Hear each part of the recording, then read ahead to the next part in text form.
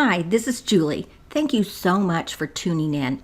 Like my opening slide says, this is a very basic ruler video. I made this for those people who are just starting out and thinking, hey, I don't know anything. Could you just show me how to get some lines out on the quilt? Or if you're just a person who enjoys watching quilting videos, which I personally do myself, then come along for the ride and watch, because mostly this is just a watching for your pleasure video. This quilt was pieced by my customer Elaine. The two rulers I will be using were both made by the Quilted Pineapple. I am quilting on a Handi Quilter Amara. I'm using glide thread in both the top and the bottom. However, the bottom is white thread, and the top I will vary that color. In my mind, I think about rulers in three different categories. Of course, there are my piecing rulers that I use to cut and help me create a quilt. Then my quilting rulers, I categorize them, in my mind at least, by thinking of basic rulers, and the basic ones all have a straight edge or they have some kind of curve in them. And then my other category are what I think of as fancy schmancy rulers. So there are rulers that you can buy to do ruler work that will have like a special design or a special shape, and depending on how you rotate that ruler or how you move that ruler or lay it partially over the first design you make, you can make all kinds of neat designs with them. Well, in this video, I'm using one of those basic rulers. I really like to quilt with rulers, but I like it when I can use just a straight edge or a curve, and then I design within that. There are two tools you absolutely must have before you start using rulers. You have to have a ruler base on your Longarm ruling machine. You also have to have a ruler foot. Mine is called Surefoot, and when you look closely at it, you can see that it stands up pretty tall. If you have a regular foot on there, look at how close that ruler is to the top of my ruler foot. Well, a regular ruler foot is not going to be that tall, so that means you're going to slip at some point and you're going to slide that ruler under your needle. The needle will break, the ruler might break, your machine might break. So you have to have a base and you have to have a ruler foot. After getting your base and your foot on, check your settings on your Longarm machine. For my Handi Quilter, I can stitch in manual mode or regulated mode. Within regulated, I have two settings. One is called cruise and one is called precision.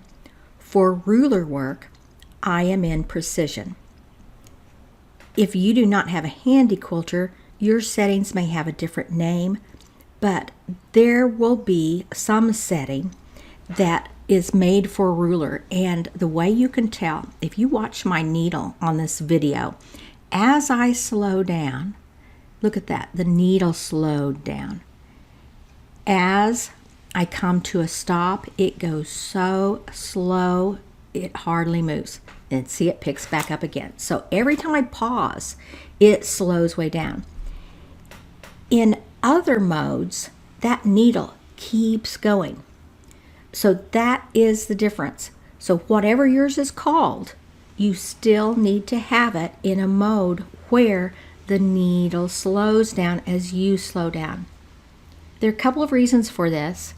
One, it kind of pauses and helps you reposition your ruler, but by pausing, what's really important is it's not putting a big buildup of thread there because it slows down. So check your settings. The most important thing for you to remember is that you will have space between your needle and your ruler placement. When you're quilting, you want your ruler foot to rest right up against that ruler. That way you can smoothly stitch along, getting a perfectly straight line. Surprisingly, it takes longer than you might think for your hand to get used to this idea.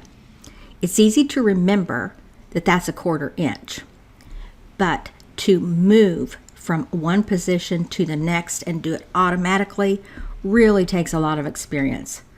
I still have to stop and think about it sometimes, especially when I'm making stitching inside of a shape and I want to go from one point to another point. I have to make sure if I want that stitch to go right in that point that I'm going to need my ruler off of it by a 1/4 inch, and that just it doesn't come naturally. Let's think about how this can be helpful to you. If you have an area where you want multiple lines and you want them a 1/4 inch apart, if you put your ruler on the line you just stitched every time, then the next line will be a 1/4 inch from it. If you need those lines to be 1/2 inch apart, you will find the first line on your ruler, which is a 1/4 inch from your edge. So a 1/4 inch, just placing the ruler there, plus a 1/4 inch to the line makes a 1/2 inch, right? Okay, so that follows along. Every line on the ruler is a 1/4 inch apart. So if you need some lines that are largely spaced apart, you can figure out which line you need to place on your stitching each time in order to get the distance between your lines that you want. In this particular quilt, I wanted a stitch in the ditch effect, but I decided not to stitch in the ditch on the outermost star edges because the thread I was using in the top is red, and I didn't want any of that red thread to accidentally get over into the white. And I was just concerned getting into the ditch, I might not exactly be in the ditch. So on the edges, I chose to get just kind of right inside. Now, in that case, I didn't use the lines of the ruler to help me. It's just more of a thing where I was just eyeing it. And you can do that too. This is a very short ruler, and I like it for little short spaces. Later on in the video, I will use a longer ruler, and the reason I chose to change from a short one to a long one is that I have some longer lines. And I could have stitched on this short one and then moved it. But, you know, even though you can do that without any kind of little jog or break, it's just easier to do it all in one swoop and to know that that's going to be just a nice smooth line of stitches. So I just chose to use the right tool for the right place in the job. On this star, the bigger, longer ruler just was a little too much. I didn't feel like I needed it, and I love using little rulers when I have the appropriate space to use them in. Now, at this point in the quilt, I'm rubbing my hands over the quilt because I want to check and make sure I've gotten every seam. When you're using the same color of thread as the fabric, it's easy to miss one of those seams. So I rub my hand across it just to feel if I've gotten everything. Next, I change to a white thread, and I go to the white fabric just surrounding the red star. And what I'm trying to do here is bring some drama in. What I did inside the red was a stitch in the ditch effect. Here, I want to have the idea of like arrows, although I'm not going to make arrows, they're just lines, but pointing, something pointing toward the star, like look at me, look at this star. This was my customer's first time at doing foundation paper piecing. She took a class to learn how to do it, and she made her inside star with foundation paper piecing, and she was very proud of it and wanted this custom quilting. And I really think that these lines that surround it are just going to say, hey, look at me, I'm a star.